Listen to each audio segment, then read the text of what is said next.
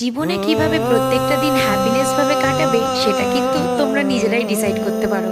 আজকে হট করেই দেখলাম সঞ্জয় দাদা বলল বাড়িতে বিরিয়ানি করবে, তো ঠিক আছে চলো এখন কাজে লেগে পড়ি। সঞ্জয়ের বাড়িতে চলে এসেছিলাম আর সব ছেলেরা মিলেই আজকে তোড়জোড় করছিল। একদিকে চিকেন প্রিপারেশন হচ্ছিল আর একদিকে পনিরের প্রিপারেশন।